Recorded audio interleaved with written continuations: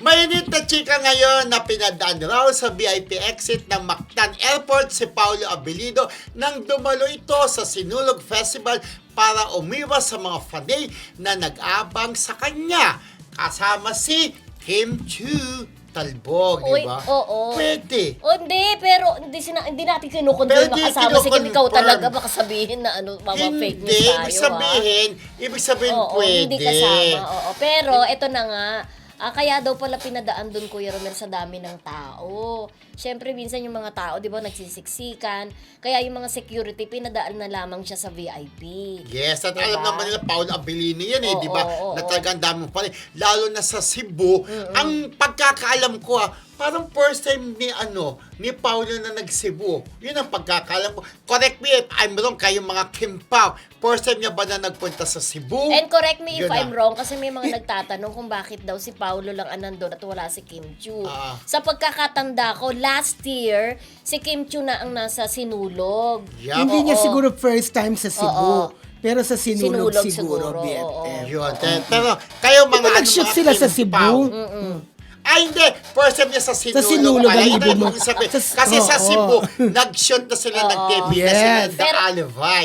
Pero tama ka naman kasi naghihinala or ini-issue ng mga fanay. Siyempre gustong-gusto mong kasama si Kim Chu doon. Ang sabi nila ng mga fanay na umaasa na kasama daw ni Paulo si Kim. Kaya lang si Kim dumiretso na lang daw sa kondo. Yun ang mga iniisip nila. Pero wala raw talagang Kim Chu Sa Sinulog. sa Sinulog. Tapos meron pa ako nababasa na di umano nung si Paulo lang kasi mag-isa doon sa kanyang plot, diba? Mamaya may Mamaya separate na, yun. parang may separate na topic kwento. eh. Pero sabi daw, si Kim Chu daw, nandun naman sa isang plot na yung kanyang ini-endorse na gaming platform ba tawag doon? Yung sa yun. Pero wala siya doon. Wala nga. Oo, wala siya. Pero doon. ito, syempre dito na, kung ano man, sabihin na nilang binigyan ng VIP treatment.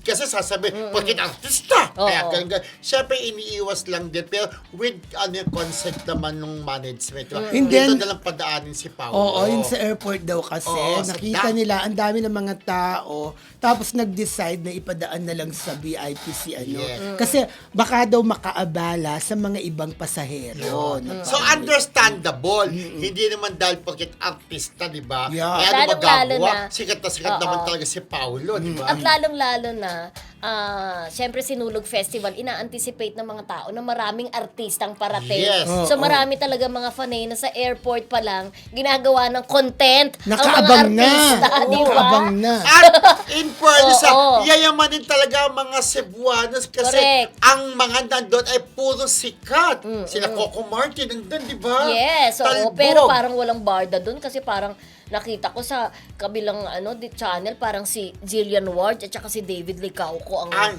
nandoon. Si Michelle di Oo. pumunta doon. Oo. Michelle di Sikat, kasama diba? din siya. Nakita Pero ko. usually, di ba, talaga siguro ay inaano yung barda, no?